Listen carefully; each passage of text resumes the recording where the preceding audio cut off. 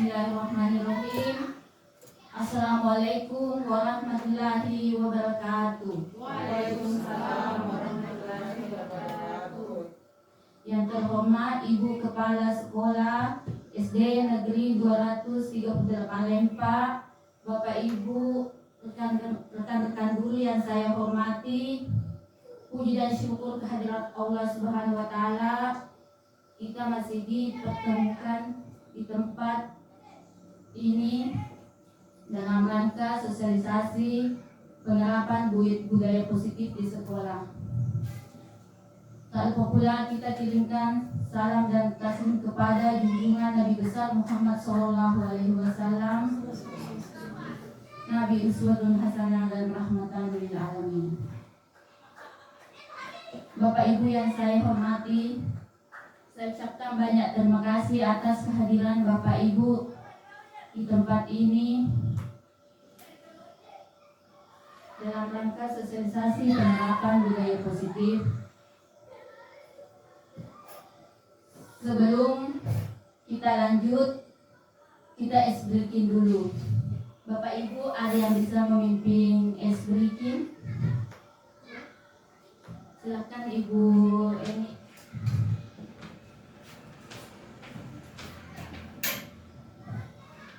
Terima kasih kesempatan yang diberikan. Mohon izin saya ambil alih. Minta tolong buat kasturnya. Bapak Ibu silakan berdiri dari tempat duduknya kecuali Ibu yang lagi sedang sakit.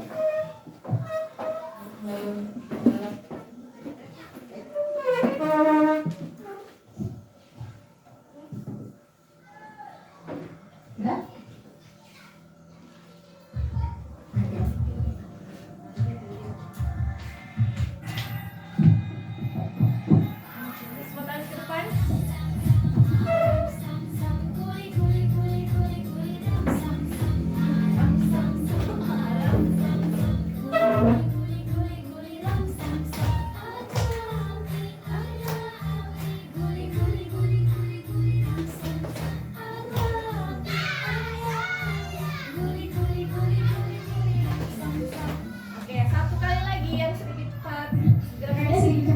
Ibu.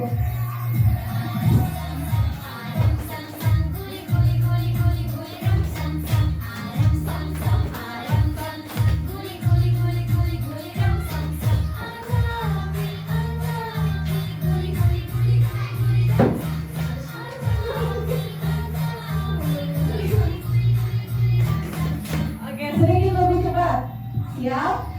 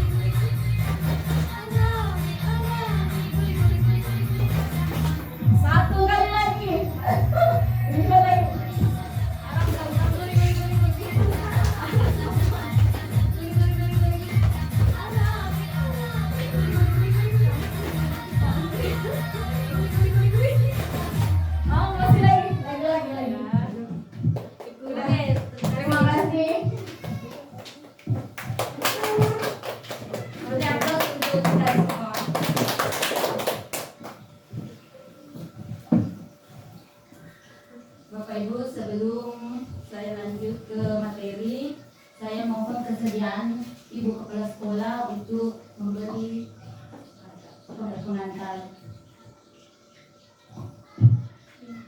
Dengan hormat dipersilakan.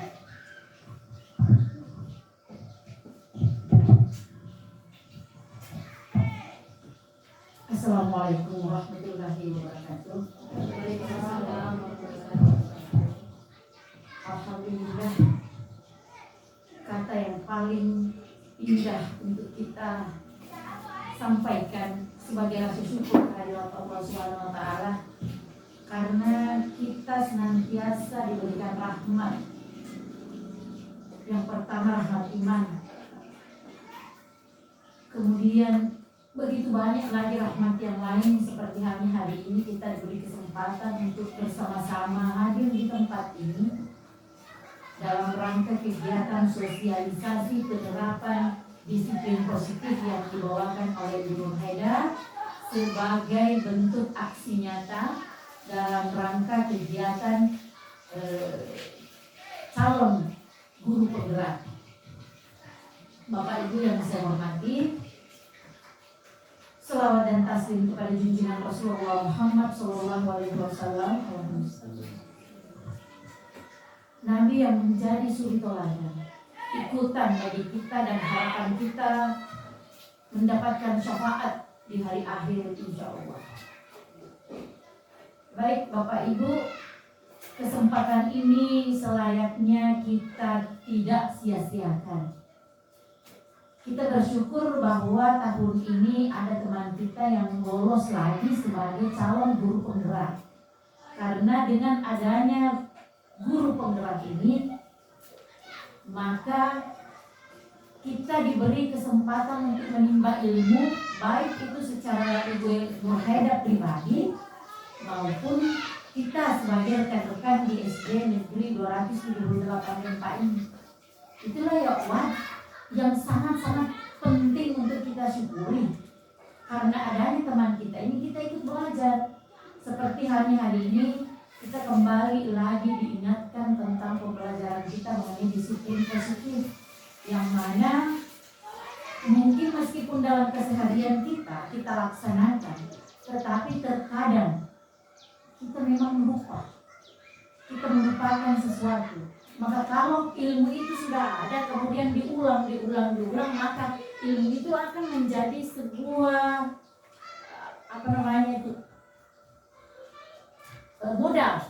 modal di dalam melaksanakan pembelajaran.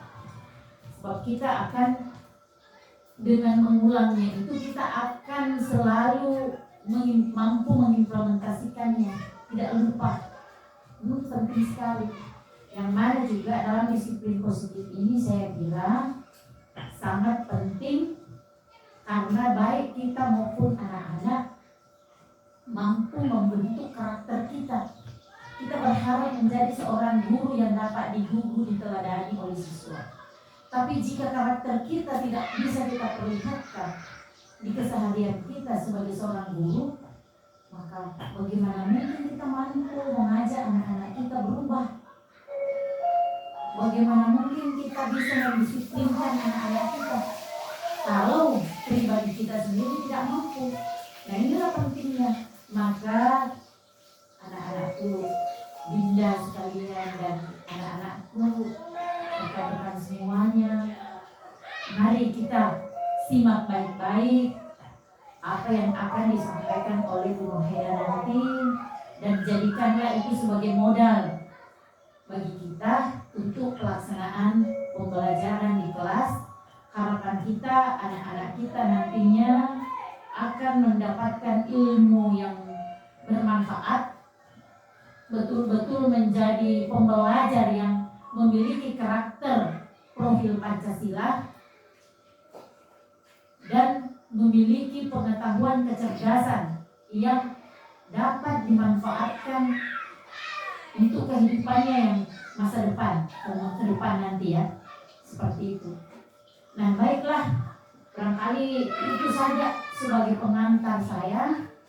Mudah-mudahan apa nanti yang kita dapatkan ini betul-betul dapat kita implementasikan di dalam pembelajaran kita di kelas, insya Allah.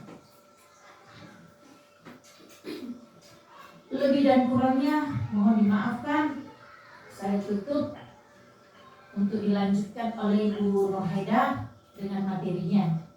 Wabillahi taufiq wal hidayah. Wassalamualaikum warahmatullahi wabarakatuh. Waalaikumsalam warahmatullahi wabarakatuh. Terima kasih Bu. Baiklah Bapak Ibu, izin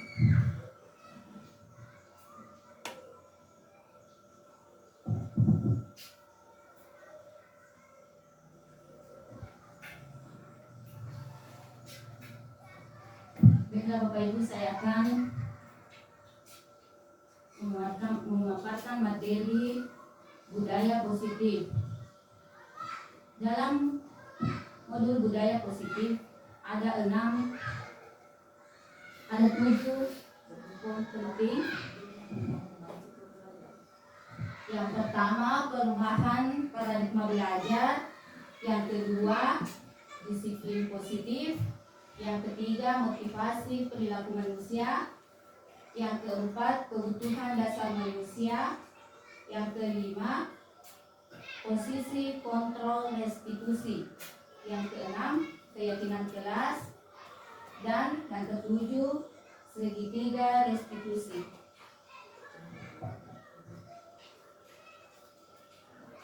Terkait dengan perubahan paradigma, ayo kita bermain dulu kegiatan kepalan tangan. Silakan Bapak Ibu berpasangan A dan B. Itu dengan siapa? Bila Oh ya, Pak Lores. Bu Dila sama Pak Lode, Punganik lagi. Ayo. Sobeklah secari kertas. Sudah pasangannya semua? Nah, udah berbuat perlu ke berdiri. Sobeklah secari kertas. Kemudian Bapak Ibu tuliskan benda atau sesuatu yang sangat berharga untuk Anda. Letakkan di salah satu tangan Anda dan genggam benda tersebut dengan segala daya. Kemudian buatlah sebuah kepalan. Benda ya.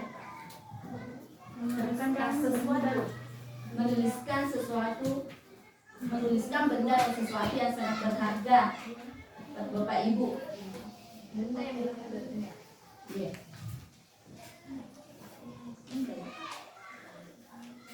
Sesuatu yang sangat berharga.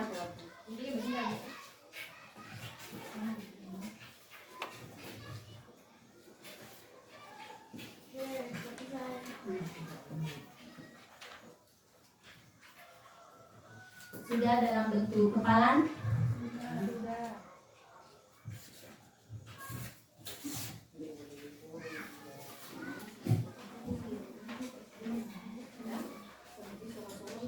Sudah?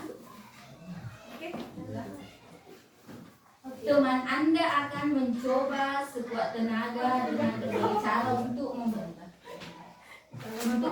benda, meminta benda Anda memberikan kepada teman Anda. Teman Anda membujuk, mengancam, menghardik, merayu, menyuap, apa saja agar dapat membuka kepalan tangan Anda.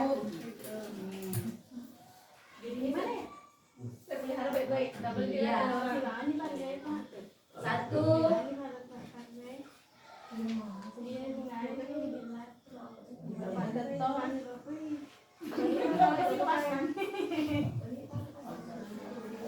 si lagi baru dilarangkan ke situ Pak Lores ya gitu.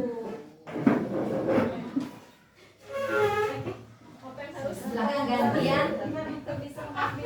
Satu, mencoba sekuat tenaga. Muka Anda menolong saya memberikannya dan bisakah saya bertukar juga untuk itu? Ketika saya memberikan itu, secara kertas dan juga apa ibu Silakan satu merayu. apa ibu juga akan memberikan itu Menyimpan supaya tidak mungkin saya berikan ini karena memang tidak mungkin memberikan. Pak ibu tolong berikan saya bertukar. Tidak mungkin kalau saya jawab saya itu yang kedua. Sangat berharga. Oke. Sekarang setelah tadi berusaha merayu, membujuk, apa yang terjadi?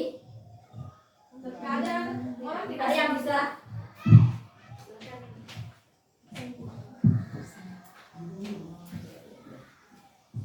meskipun kita sudah merayunya dengan sepenuh hati, tapi terkadang orang tidak ingin terpengaruh dengan apa yang kita sampaikan. Jadi kayaknya ini rayuan nggak berlaku juga. Ada momentum kita rayuan itu nggak perlu, karena terkadang tidak disetujui sama pihak lawan. Ya, terima kasih. Masih ada yang lain?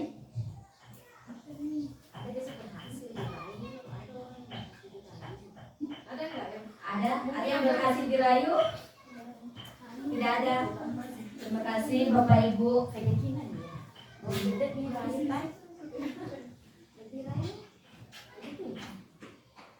Perubahan paradigma stimulus respon atau teori kontrol atau teori pilihan. Siapa sesungguhnya yang memiliki kontrol? Stimulus respon, kita mencoba mengubah orang agar berpandangan sama dengan kita. Itu menurut stimulus respon. Sedangkan teori kontrol atau pilihan, kita berusaha memahami pandangan orang lain tentang dunia. Yang kedua, stimulus respon, perilaku buruk dilihat sebagai suatu kesalahan. Sedangkan teori kontrol atau pilihan, semua perilaku memiliki tujuan. Yang ketiga, stimulus respon, orang lain bisa mengontrol saya. Kalau teori kontrol atau pilihan, hanya Anda yang bisa mengontrol diri Anda. Yang keempat, saya bisa mengontrol orang lain. Seandainya tadi ada yang berhasil membujuk, berarti saya bisa mengontrol orang lain. Di teori kontrol pilihan, Anda tidak bisa mengontrol orang lain. Stimulus respon yang ke-5, pemaksaan ada pada saat bujukan gagal. Sedangkan teori kontrol atau pilihan, kolaborasi dan konsensus menciptakan pilihan-pilihan baru.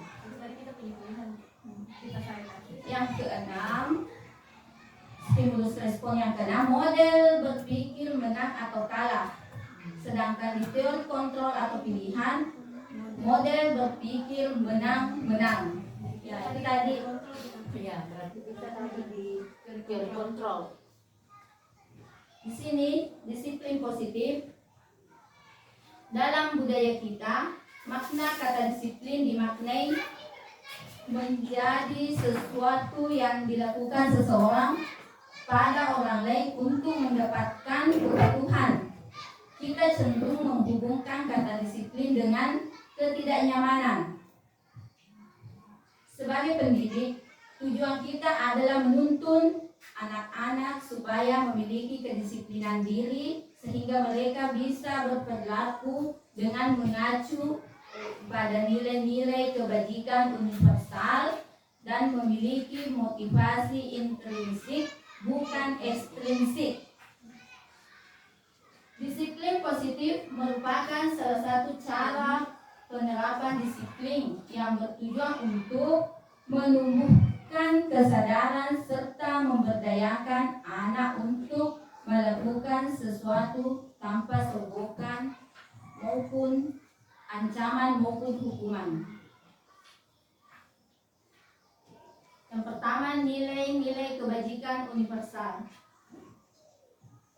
Nilai-nilai kebajikan adalah sifat-sifat positif manusia yang merupakan tujuan mulia yang ingin dicapai setiap individu. Nilai-nilai tersebut bersifat universal dan lintas bahasa, suku bangsa, agama maupun latar belakang. Setiap perilaku perbuatan memiliki suatu tujuan. Menurut Dr. William Glasser 1984. Kedua, dengan mengaitkan nilai kebajikan yang diyakini seseorang, maka motivasi intrinsiknya akan terbangun sehingga menggerakkan motivasi dari dalam untuk dapat mencapai tujuan mulia yang diinginkan. Yang ketiga, nilai-nilai kebajikan yang ingin dicapai oleh setiap anak Indonesia kita kenal dengan profil pelajar Pancasila. Yang mana kita kenal profil pelajar Pancasila yang pertama, beriman bertakwa kepada Tuhan Yang Maha Esa dan berakhlak mulia. Kedua, mandiri. Ketiga, bernalar kritis. Keempat, berkebinekaan global. Ketiga, bergotong royong dan kreatif. Motivasi perilaku manusia. Motivasi merupakan dorongan yang timbul pada diri seseorang secara sadar atau tidak sadar untuk melakukan suatu tindakan dengan tujuan tertentu. Misalnya, menghindari ketidaknyamanan dan hukuman. Murid melakukan disiplin diri karena ia takut dihukum. Ini merupakan motivasi ekstrinsik. Yang kedua, mendapatkan imbalan atau penghargaan dari orang lain. Misalnya, murid melakukan disiplin diri karena ingin mendapat imbalan. Ini merupakan motivasi ekstrinsik. Yang ketiga, menghargai nilai-nilai kebajikan diri sendiri. Misalnya, murid melakukan disiplin diri karena sadar akan nilai kebajikan dirinya. Ini merupakan motivasi intrinsik. Yang keempat, kebutuhan dasar manusia. Ada 5 kebutuhan dasar manusia. Yang pertama, bertahan hidup. Yang kedua, kasih sayang dan rasa terima kasih. Kasih sayang dan rasa diterima. Ketiga, penguasaan. Keempat, kebebasan. Yang kelima, kesenangan. Yang selanjutnya, 5 posisi kontrol restitusi. Yang pertama, penghukum. Yang kedua, pembuat rasa bersalah. Yang ketiga, teman. Yang keempat, pemantau. Yang kelima, manajer.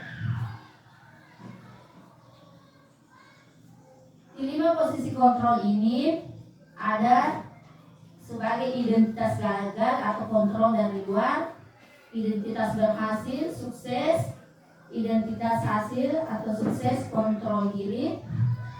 Misalnya motivasi, guru berbuat, penghukum, menghardik,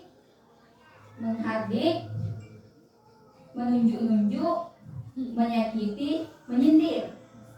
Itu posisi kontrol penghukum. Pembuat rasa bersalah, berceramah, dan mengatakan seharusnya apabila ibu kecewa. Tuh. Yang di teman, yang mengharapkan imbalan atau ketergantungan pada orang lain. Di sini posisi kontrol teman, membuatkan alasan-alasan untuk muridnya. Yang ketiga, yang pemantau, menghitung dan mengukur. Posisi kontrol manajer, mengajukan pertanyaan-pertanyaan. Di sini lagi guru berbuat, di penghukum. Kalau kamu tidak melakukannya, awas ya, rasakan. Itu penghukum. Di pembuat rasa bersalah, kamu seharusnya, kamu sudah tahu, ibu lelah sekali mengatakannya, ibu stres. Kalau di posisi sebagai teman, ayolah lakukan demi ibu. Masa kamu tidak mau? Ingat, tidak ibu pernah bantu. Di posisi pemantau, apa peraturannya? Kalau manajer, apa yang kita yakini? Apa yang bisa kau kerjakan untuk memperbaiki masalah ini? Hasil dari posisi kontrol penghukum, memberontak. Anak-anak memberontak, menyalahkan orang lain, bisa juga berbohong. Pembuat rasa bersalah, baik Bapak Ibu Saya berpindah tempat. Kita lanjut. Contoh penerapan 5 posisi kontrol. Ada contoh kasus sebagai penghukum. Contoh kasusnya, siswa terlambat ke sekolah. Sebagai penghukum, patuhi aturan sekolah, lalu berdiri di depan barisan. Pembuat kelas bersalah. Berapa kali ibu guru harus memberitahu kamu? Bu guru kecewa sama kamu. Itu pembuat kelas bersalah. Kalau sebagai teman, ayolah yang tertib, buat bu guru bangga. Kali ini tidak apa-apa kamu salah. Sebagai pemantau, kamu sudah melanggar apa peraturan dan konsekuensinya. Sebagai manajer, apakah kamu tahu kesalahanmu? Kira-kira bagaimana kamu memperbaiki kesalahan ini?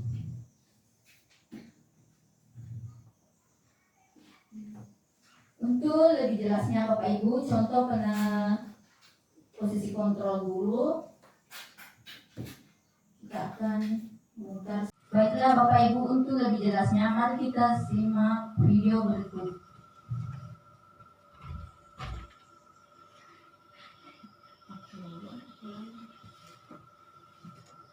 Dalam penerapan disiplin positif restitusi, salah satu program yang dikembangkan adalah 5 posisi kontrol. 5 posisi kontrol dalam restitusi adalah proses perjalanan seorang pendidik agar dapat mengenali dirinya. Pada video kali ini, kita akan membahas tentang 5 posisi kontrol yang dikembangkan oleh Diane Dawson dan contoh penerapannya.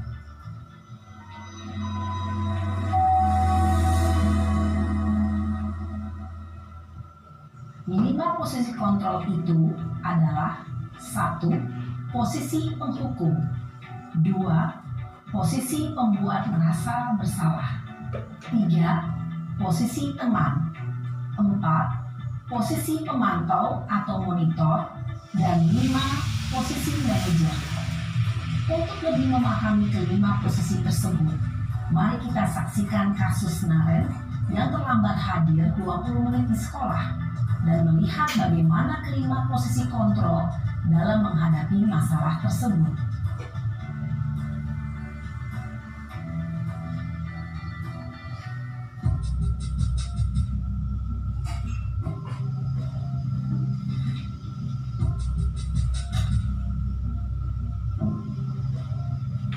Naren!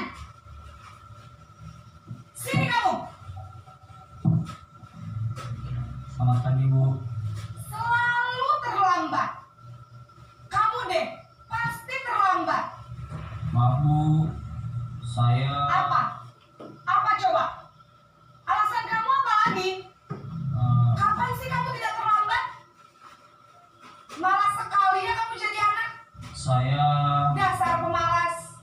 Gak kapok-kapok sih kamu. Sudah berapa kali terlambat? Sana, kamu keliling lapangan basket 2 kali. Kenapa saya harus ke lapangan basket, Bu? Kenapa? Kamu melawan ibu? Berani-beraninya jawab. Sudah terlambat, masih berani jawab pula. Sekarang, keliling lapangan basket 5 kali sekalian. Biar kapok. Cepat. Pergi sana ke lapangan basket. Posisi penghukum biasanya berbicara dengan nada tinggi, menghardik, menunjuk-nunjuk, menyakiti, dan menyindir. Hukuman bisa berupa fisik maupun psikis. Ibu dan bapak guru hebat. Dampak yang terjadi pada murid ketika guru berada pada posisi penghukum adalah murid cenderung akan memberontak, bahkan menyimpan dendam.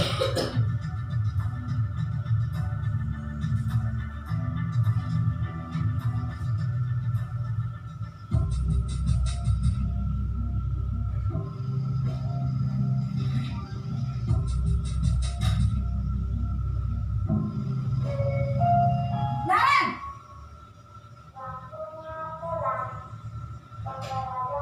Selamat pagi, Bu. Naren! Kamu kenapa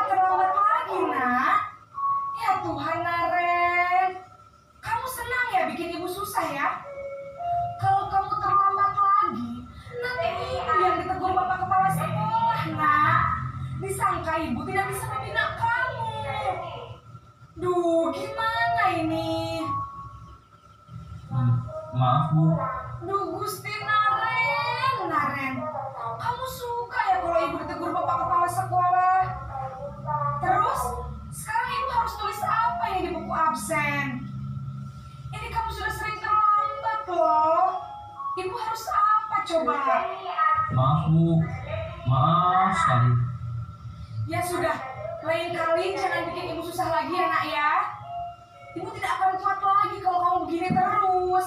Bisa jantungan kalau ibu ditegur bapak kepala sekolah. Sana cepat ke kelas. Maaf ya Bu. Maaf sekali. Posisi pembuat rasa bersalah berbicara dengan nada tenang, cenderung lembut. Namun kata-kata yang diutarakan membuat murid merasa menjadi orang yang gagal. Memandang buruk dirinya sendiri, merasa tidak berharga, dan tidak sanggup membahagiakan orang lain. Ketika guru mengambil posisi pembuat rasa bersalah, murid akan menganggap dirinya yang bersalah dan ia akan menyimpan emosi negatif tersebut di dalam dirinya.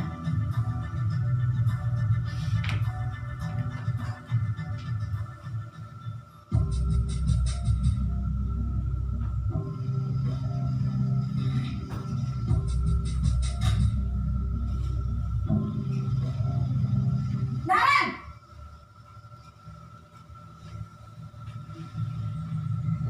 Selamat pagi Bu. Wah, sudah jam berapa ini nak? Terlambat lagi ya sayang. Iya Bu. Habis ibu saya lupa bangunkan saya Bu. Kamu malah menyalahkan ibu kamu. Kamu bukannya anak yang larinya paling kencang. Kok terlambat sih? Iya Bu. Saya memang terlambat bangun tadi. Jadi biarpun saya lari kencang, tetap gak kekejar Bu. Ya sudah sana. Nanti lain kali larinya lebih kencang lagi ya. Biar gak terlambat lagi. Bikin seneng ibu. Demi ibu. Bisa kan? Bisa lah Bu.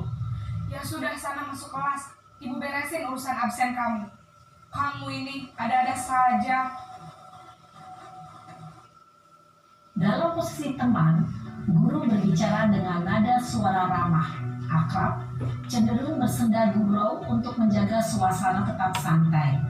Murid akan merasa senang, aman, dan akrab dengan guru. Identitas yang tercipta adalah identitas sukses atau berhasil. Namun, perlu diingat, karena ini masih dorongan eksternal, maka ada faktor ketergantungan dari murid kepada orang tertentu. Di sini guru absennya, sehingga di lain waktu murid bisa berperilaku baik, namun hanya kepada orang-orang tertentu saja.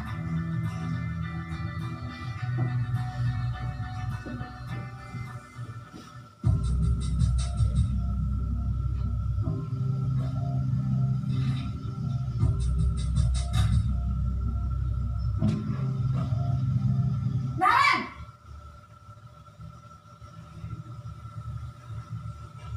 Selamat pagi Bu. Naren, apa peraturan sekolah kita tentang jam berapa kita harus masuk sekolah, nak? Kita harus di sekolah jam 7 Bu. Iya betul, sekarang sudah jam 7.20. Naren sudah tahu konsekuensinya jika terlambat hadir. Paham Bu. Saya harus tinggal kelas pas jam istirahat selama 20 menit. Iya benar, konsekuensinya demikian.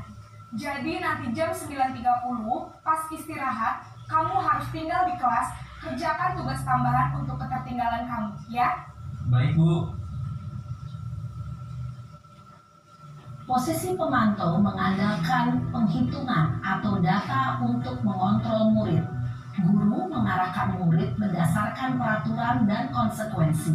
Seorang pemantau menunjukkan bahasa tubuh dan ekspresi wajah yang datar dan cenderung formal.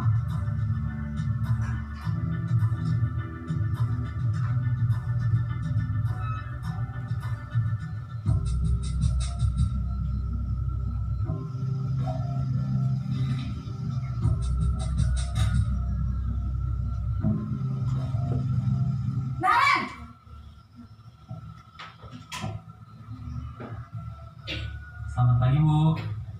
Selamat pagi, Naren. Maaf, Bu. Saya terlambat.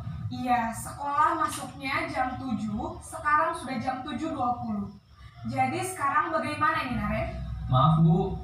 Saya lupa setel alarm saya semalam. Baiklah, menurut kamu, keyakinan sekolah yang mana yang perlu kamu tingkatkan? Menghargai diri sendiri dan orang lain mungkin ya, Bu. Setuju. Jadi, apakah Naren meyakini prinsip saling menghormati tersebut? Iya, Bu. Saya meyakininya. Apakah Naren bersedia memperbaiki masalah keterlambatan ini? Bersedia, Bu. Bagaimana kamu akan perbaiki masalah keterlambatan ini? Saya akan coba untuk tidak lupa menyetel alarm saya, Bu. Baik, kalau Naren lupa menyetel alarm di rumah, ada orang yang kira-kira bisa bantu mengingatkan tidak? Ada, Bu. Kakak saya, Kak Emma. Ada lagi selain Kak Emma? Selain Kak Emma, ada ibu saya. Baik, jadi yang mengingatkan Naren adalah Kak Emma dan ibu kamu ya? Kira-kira akan mulai start alarm kapan nih, Naren? Setelah pulang sekolah, akan segera saya lakukan. Baik, jadi Naren akan setel alarm untuk bangun besok pagi dan akan diingatkan oleh kakak dan ibunda Naren ya. Ada lagi yang mesti perlu dilakukan, Naren, agar tidak terlambat bangun lagi. Tidak ada, Bu. Baik, Naren, terima kasih untuk kerjasama kamu. Sekarang kamu perlu kembali ke kelas untuk belajar. Baik, Bu. Terima kasih. Posisi manajer adalah posisi kontrol yang disarankan untuk membimbing murid memiliki sikap disiplin yang positif, yaitu murid yang mandiri, bertanggung jawab, dan dapat memecahkan masalah. Tujuan dari posisi ini adalah agar murid dapat berefleksi atas tindakannya. Guru akan dengan tulus memberikan pertanyaan-pertanyaan bermakna, sehingga membuat murid dapat belajar dari kesalahannya dan mencari sebuah solusi untuk menyelesaikannya. Ibu dan bapak guru hebat, setelah mengamati adegan kelima posisi kontrol tadi, kira-kira posisi mana yang paling ideal? Posisi mana yang dapat menunjang motivasi intrinsik murid? Ya, tentu posisi manajer. Posisi ini memang posisi ideal yang ingin dituju setiap pendidik. Pada posisi inilah, guru dapat menerapkan disiplin positif yang berpihak pada murid, yang memerdekakan murid. Perjalanan seorang pendidik tentunya tidak mudah untuk sampai pada posisi seorang manajer. Namun, tujuan kita pasti, yaitu menciptakan murid-murid yang mandiri, merdeka, dan bertanggung jawab.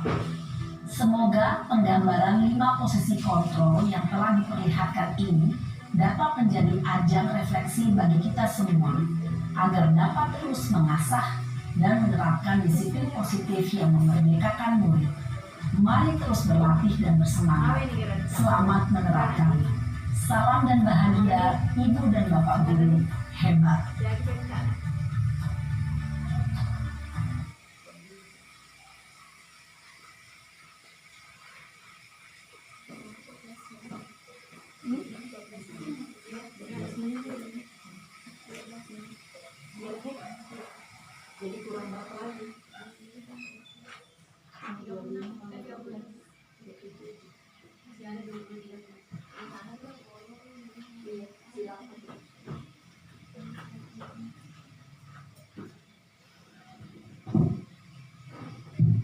Baik, Bapak Ibu, kita lanjut di keyakinan kelas. Kira-kira Bapak Ibu, mengapa keyakinan kelas? Mengapa tidak peraturan kelas? Apa kira-kira Bapak Ibu? Mengapa keyakinan kelas? Mengapa tidak peraturan kelas?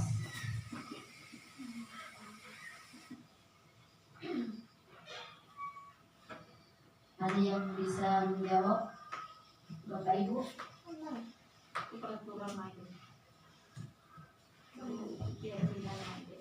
Silahkan Ibu Eni.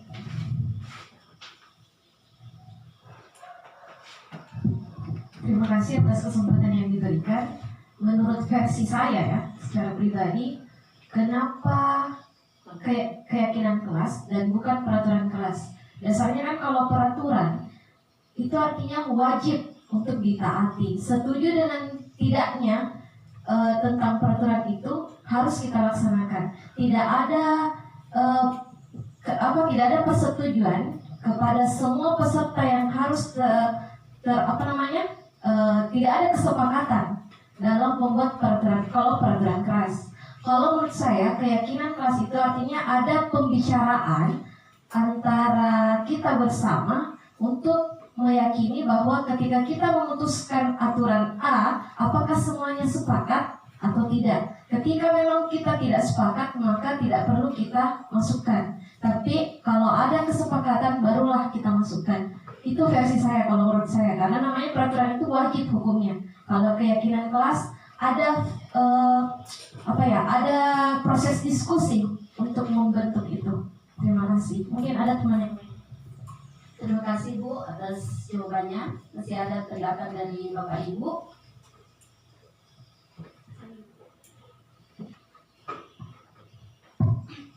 Jadi barangkali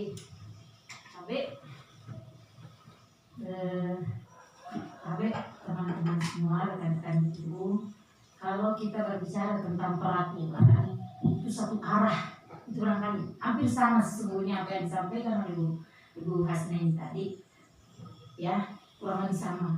Tetapi lebih sederhananya begini, kalau itu peraturan maka itu satu arah, saya yang buat, Anda harus mengikuti, ya kan? Kalau seperti itu. Nah, ini peraturan. Kalau dia keyakinan, maka ada timbal balik. Kita sama-sama, karena kita mempercayai bahwa sesuatu itu kita lakukan karena ada dampak baiknya. Kita meyakini itu. Jadi kepada anak ada dampak baik, kepada saya juga begitu. Ada kesamaan visi. Jadi ada timbal balik kalau dia bentuk keyakinan. Kalau dia peraturan, maka jatuhnya saya yang atur, Anda itu tidak boleh tidak. Kalau Anda tidak mengikuti berarti melanggar peraturan itu. Nah, itu tadi ada posisi kontrol penghukum. Maka lebih cenderung kepada hukuman. Itu peraturan. Kalau dia keyakinan, tidak demikian. Ada tanggung jawab bersama untuk bisa melakukan kegiatan itu. Seperti itu barangkali kalau menurut apa yang kita tadi lihat, ya. Demikian, terima kasih. Wassalamualaikum. Waalaikumsalam. Terima kasih Bu atas penjelasannya. Baik Bapak Ibu di sini.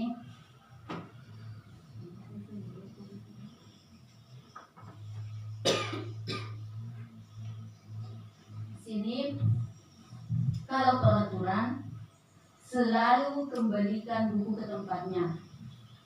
Sedangkan kalau keyakinan keras merupakan tanggung jawab. Di peraturan dilarang mengganggu orang lain. Di keyakinan kelas menghormati orang lain. Kalau peraturan hadir di sekolah 15 menit sebelum pembelajaran dimulai. Sedangkan kalau keyakinan kelas menghormati orang lain, berkomitmen. Tuh perbedaannya. Kalau peraturan dilarang melakukan kekerasan, sedangkan kalau keyakinan kelas keselamatan, menghormati orang lain. Misalnya lagi peraturan dilarang menggunakan narkoba. Kalau keyakinan kelas berarti itu di kesehatan.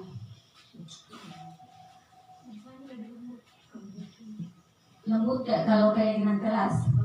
Peraturan kayak memaksa. Bergantian atau menunggu giliran. Di keyakinan kelas menghormati orang lain, bersabar. Peraturan gunakan masker. Keyakinan kelas untuk kesehatan, keselamatan. Ada lagi peraturan jangan berlari di kelas atau koridor. Di keyakinan kelas masuk di keselamatan dan keamanan. Kira-kira begitu Bapak Ibu perbedaan peraturan dan keyakinan kelas.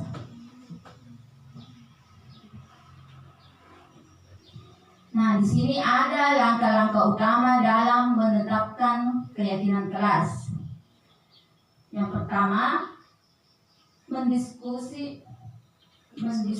memunculkan peraturan yang perlu ditaati warga kelas. Yang kedua, mengubah peraturan menjadi kalimat yang positif. Yang ketiga, menjadikan peraturan menjadi nilai-nilai kebajikan atau keyakinan kelas.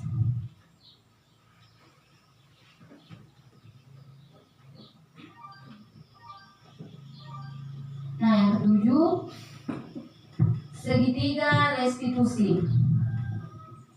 Segitiga restitusi adalah proses menciptakan kondisi bagi peserta didik untuk memperbaiki kesalahan mereka sehingga mereka bisa kembali pada kelompok mereka dengan karakter yang lebih kuat. Itu pengertian dari segitiga restitusi.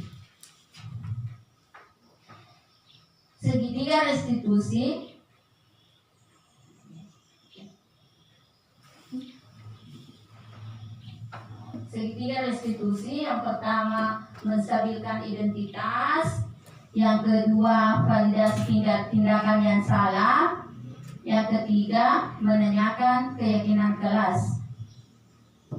Menstabilkan identitas di sini untuk membuat anak yang merasa gagal karena berbuat salah menjadi positif terhadap dirinya. Misalnya, guru berkata, berbuat salah itu hal yang manusiawi. Tidak ada manusia yang sempurna. Bapak, Ibu juga buat salah. Kita pasti bisa menyelesaikan permasalahan ini. Bapak, Ibu tidak tertarik untuk mencari tahu siapa yang benar, siapa yang salah. Bapak Ibu lebih tertarik untuk menyelesaikan masalah. Kalau kamu menyalahkan dirimu sendiri terus-menerus, apakah kamu bersikap baik pada dirimu sendiri? Itu tadi segitiga restitusi menstabilkan identitas. Yang kedua, validasi kebutuhan. Membantu murid untuk mengenali basic need atau kebutuhan dasar yang ingin dipenuhinya ketika melakukan kesalahan itu. Pada dasarnya, setiap tindakan manusia tujuannya adalah memenuhi kebutuhan dasar. Apakah itu penguasaan, kebebasan, kasih sayang, dan rasa terima, kesenangan atau bertahan hidup. Misalnya, guru berkata, kamu bisa saja melakukan hal yang lebih buruk, tapi kamu tidak melakukannya, kan? Kamu pasti punya alasan mengapa melakukannya. Apa yang penting bagi kamu? Kamu boleh tetap berusaha menjaga sikap itu, tapi tambahkan sikap yang lain, yang baru. Moga kamu belajar cara lain untuk mendapat yang kamu butuhkan tanpa harus memukul. Apakah kamu bisa melakukan dengan lebih baik besok lagi? Itu validasi kebutuhan. Yang ketiga, Bapak Ibu, menanyakan keyakinan kelas. Anak melihat kesalahannya dihubungkan dengan norma sosial dan nilai-nilai yang mendasari manusia berinteraksi dengan orang lain. Sini misalnya guru berkata, apa nilai yang kita percaya di kelas atau sekolah kita? Nilai-nilai universal apa yang telah kita sepakati? Kelas yang ideal itu seperti apa sih? Kamu ingin menjadi anak seperti apa? Apa yang kamu rasakan ketika kamu melakukan itu? Kamu menjadi orang yang seperti apa? Itulah tadi segitiga restitusi. Yang pertama tadi menstabilkan identitas, validasi kebutuhan. Yang ketiga, menanyakan keyakinan kelas.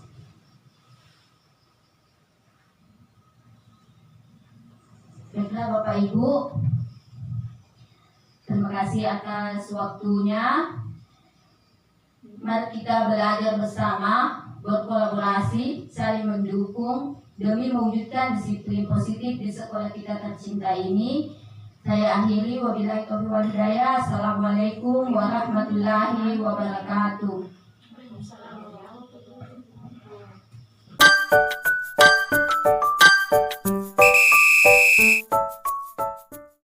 Warahmatullahi wabarakatuh.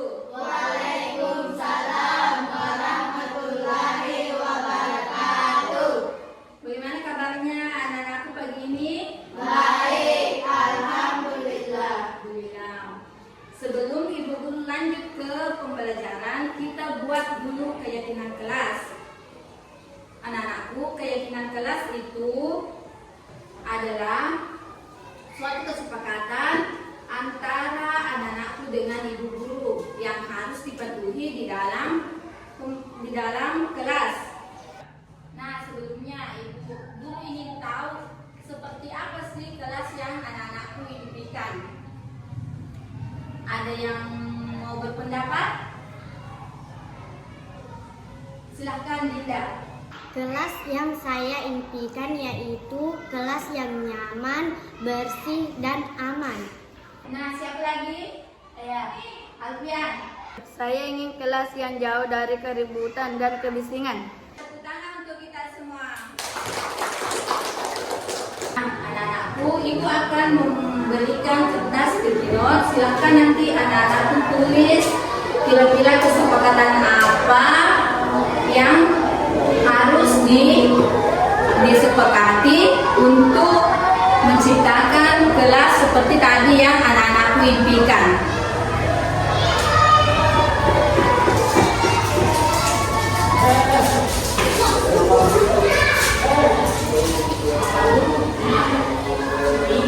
Silahkan tulis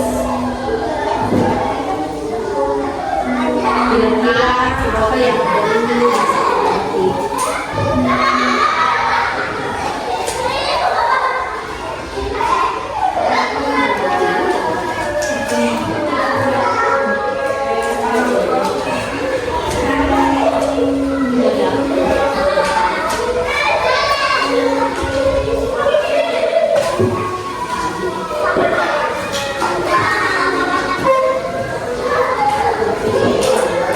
Silahkan anak-anakku tulis apa kira-kira yang ingin disepakati.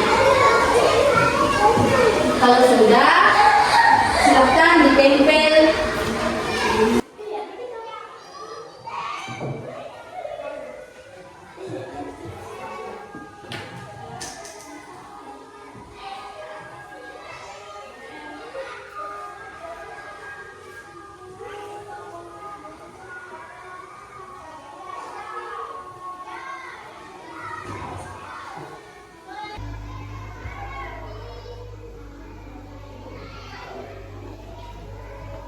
Nah, siapa lagi yang sudah? Bisna.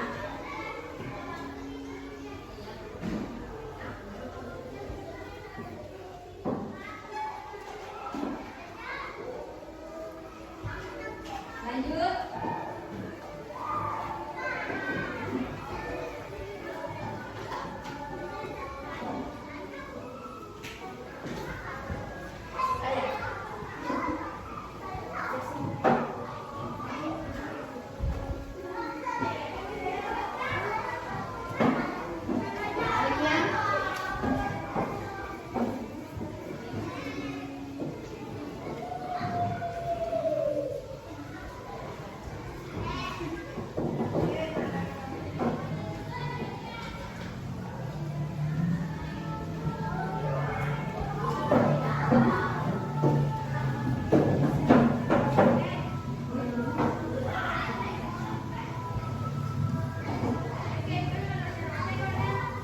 Anak-anakku sudah menulis semua apa-apa yang ingin disepakati. Ada yang menulis saling menghargai dan membantu sesama teman. Yang kedua, teman waktu dan disiplin. Tepat waktu dan disiplin. Tiga, merapikan buku setelah belajar. Yang keempat, meminta izin sebelum keluar kelas. Yang kelima, saya ingin kelas yang jauh dari keributan. Yang keenam, tidak membuang sampah sembarangan. Ketujuh, jujur dan bertanggung jawab. Kedelapan, mengangkat tangan saat ingin bertanya. Kalau tadi yang anak sudah tulis yang 8 ini, di sini ada tidak membuat sampah sembarangan. Kita jadikan dulu kalimat positif, tidak membuat sampah sembarangan. Kira-kira ada yang tahu kalimat positifnya itu? Tidak membuang sampah sembarangan. Silakan ya. Yang membuang sampah pada tempatnya. Membuang sampah pada tempat. Kita nanti jadikan ini menjadi kalimat positif, membuang sampah pada tempatnya. Di sini tepat waktu dan disiplin. Kita kasih saya di sini disiplin. Nah, kalau disiplin sudah masuk di situ disiplin.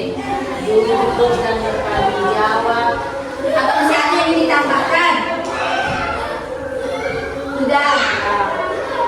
Nah, sekarang di antara tadi yang sudah anakku tulis, kira-kira sudah bisa disepakati? Keyakinan kelas yang sudah disepakati tadi harus betul-betul anak-anakku patuhi. Bukan hanya untuk dipajang. Karena ini merupakan anak-anak sendiri mengimpikan sebuah kelas. Jadi keyakinan yang kita buat harus kita patuhi. Anak-anakku bersedia mematuhi keyakinan kelas yang tadi yang sudah disepakati? Bersedia. Nah, kalau anak-anakku bersedia, kita tanda tangani bersama kesepakatan yang keyakinan kelas tadi yang sudah disepakati. Siapa yang pertama? Maju untuk tanda tangan. Mulai dari Rahma.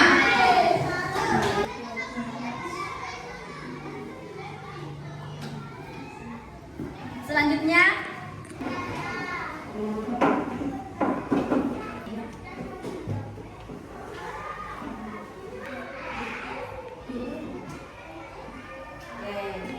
cari tempat.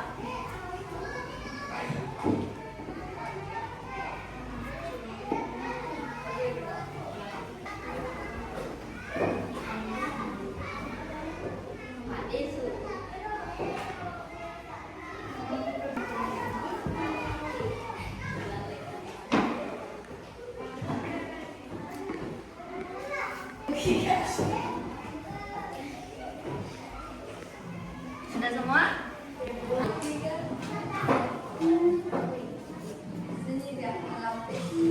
Nah, anak-anakku, itulah tadi keyakinan kelas yang sudah disepakati bersama. Saya harapkan anak-anakku dapat mematuhi keyakinan kelas yang sudah disepakati.